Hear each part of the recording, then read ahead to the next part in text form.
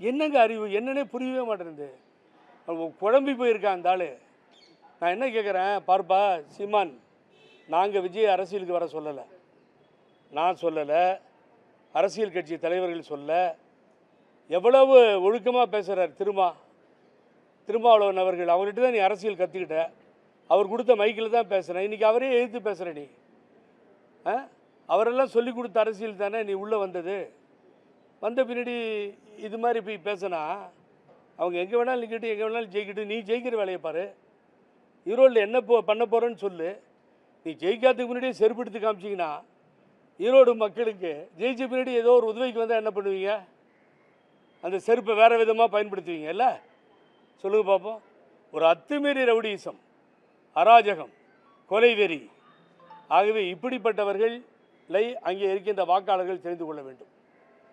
நீயும் தானே பகுத்தறிவு முறையில் கல்யாணம் பண்ணிக்கிட்ட, திருமணம் பண்ணிக்கிட்ட. அப்புறம் மறுபடியும் மாத்திர தெய்வீகம், அவர்கள் உயர்ந்தவர்கள், அவங்கெல்லாம் எனக்கு சப்போர்ட்டு.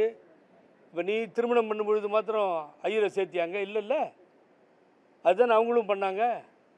தந்தை பெரியாரை இது சீமானை விட புகழ்கிறதுக்கு ஆள் வேணும். அவ்வளவு புகழ்ச்சி. நம்ம நிருபர்கள் பிடிச்சி லெஃப்ட் அண்ட் ரைட் எடுத்துட்டாங்க. அப்போ ஒன்று பேசுகிறது, இப்போ ஒன்று பேசுகிறது, மாற்றி பேசுகிறது. அப்புறம் எனக்கு யார் அரசியல் சொல்லி கொடுத்தான்னா எனக்கு பிரபாகரன் தான் சொல்லி கொடுத்தார். பிரபாகரன் வேறு வேலை இல்லை பாருங்கள். தமிழ்நாடு அரசியல் சொல்லி கொடுக்கறது தான் வேலையா? பிரபாகரனை காப்பாற்றியவர் புரட்சி தலைவர் எம்ஜிஆர். அதிகமான நிதியை கொடுத்து மாறி மாறி அண்ணா திமுக அந்த நேரத்தில் அவ்வளவு உதவிகளை செய்தார்கள். கருப்பு சட்டை அணிந்திருந்தார் புரட்சி தலைவர் எம்ஜிஆர் அவர்கள். நாம் அதையெல்லாம் பார்த்தோம்.